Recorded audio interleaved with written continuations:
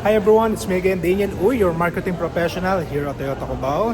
And today's vlog natin, itong nasa likod natin na 2026/2027 Toyota Hilux Conquest na 2.8 engine na and automatic transmission. So dating nasa 1.5 million lang to, ngayon nasa 2.2 million na. And bago natin simulan din ang pag-ikot, bigay ko na kagad yung contact number ko sa inyo na 0993-909-3753. You can add me on my Facebook account, Daniel Uy. In case na hindi nyo ako makontak sa number na yun. And comment lang kayo dito sa YouTube natin. And don't forget to like and subscribe my YouTube channel. And tara, ikutan na natin. Okay guys, buksan na muna natin ang kanyang hood. Ang kanyang hood, na-check ko kanina, naka-hydraulic na siya. At hindi na siya mahirap buksan. Ayan. So medyo ikutan na natin ng mabilis to. Para nang sa ganon, hindi naman nakaka-boring. So this is the 2.8 engine. Wala naman tayong masyadong kakalkalin dito. Kasi as long as under warranty to, huwag natin ipagawa sa labas. Okay? Then, ang kanyang horsepower guys is 204 over 3,000 to 3,400 RPM, and yung torque natin is 500 over 1600 to 2800. Okay? So this is a 6-speed automatic transmission and CRDI na po siya. And kung titignan natin dito sa harapan, syempre, kanyang grille, headlight niya, fog lamps, 4-eye sensor, and front camera. Okay? By the way, ang height ko is 5'6". At saktong-sakto lang yung reach ko sa kanya. So kapag medyo mababa kayo sa akin, mahirapan kayong isarado yung kanyang hood. Okay, sa gulong naman. Ang size niya is 265 over 60 R18. So tignan natin yung suspension niya. Ayan. Okay. So this unit is equipped with lane keeping assist. And then yung kanya sensor. Sa side naman tayo, equipped with 360 degree camera. Piano finish.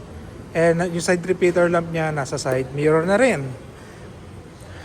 Naka smart entry na rin tayo rito, wherein hindi mo na kailangan pumindot sa susi mo, sa remote. Ang kailangan mo lang nakalagay siya sa bulsa mo o malapit sa door handle, and pindutin lang natin to, magkiklik na yan and bubukas na lahat yan. Okay, isa sa gusto ko sa sasakyan, yung kanyang cup holder at ang kanyang cool box na syempre mga beer in can na maliliit lang, pwede nyo ilagay dyan, mga bottled water. Okay, dito lagay ng dokumento natin. Yung leather seats niya, ito ang design. Second row tayo. By the way, child lock, kangaroo pocket. Yung aircon cooler natin, meron din tayo blower. Type C na outlet para pang mag-charge yung mga nasa likod. And ang kanyang center console armrest with 2 cup holder kung dalawa lang yung nakaupo. So ito na, bababa naman to.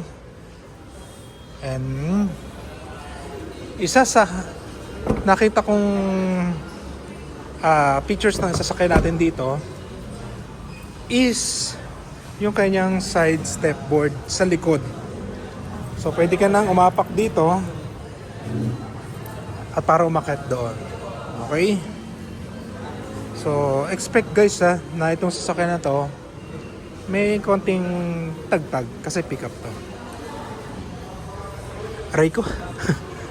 Ito yung likod dyan. Tug ako rin sa may puno.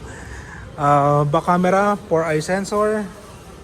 And ang isa sa pinakamagandang features ng sasakyan na to, pag binitawan mong ganyan, yan, hindi ko po hinawakan yan may hydraulic kasi. Then, nasubukan ko kanina na ito daliri ko hindi siya ganun kabigatan. Tulak ko lang ng konti para malak. Ayan. So may bed liner na rin tayo rito. Spoiler. Tsaka shark fin antenna. And interior na tayo guys. Of course may markings ni Hilux and Conquest. Common sa bintana natin and side mirrors. Sa fuel natin, sa hood, sa camera view, sa ilaw, cup holder. May adjustment po yung ating manibela. Bago tayo po, pakita na natin yan. Power seats na rin po, and may airbag na rin dito. So huwag nyo na palagyan ng ano yan ha, ng seat cover. Then upo na tayo. Yan po yung ating manibela. Ito pong side na to ng mga buttons na to is for radio system. Ito naman po is safety features natin. Like what? Lane keeping assist. Cruise control, di ba? And ito, lahat na sasakyan halos mayroon ng ganito. Eco mode, normal mode, sports mode, traction control. So ito, depende to kung nasaan ka. Kung nasa highway ka at hindi naman traffic, normal. Pag nasa city driving ka, tapos traffic, eco mode. Kapag pataas yung dinadaanan mo, tapos may karga ka, puno kayo, sports mode. Traction control, kapag umuulan or maputik yung likod, on mo lang yan. Bakit? In case na mag-slide kayo, yung gulong na pinaka may kailangan ng brake, doon ibibigay para iwas sa skid. Charger, wireless, auto hold, especially pag traffic, pindutin nyo lang, full stop, and no need to shift the cambio into neutral to park, and naka electronic parking brake na rin tayo. And please take note na meron tayong cup holder din sa gitna na natatanggal at pwedeng ibalik. Okay, yung kanyang center armrest, may 12 volts doon na nakalagay. Oops, sorry. Ang ating LCD touchscreen. Lobat lang yung unit natin guys ha. So usually may ilaw yan.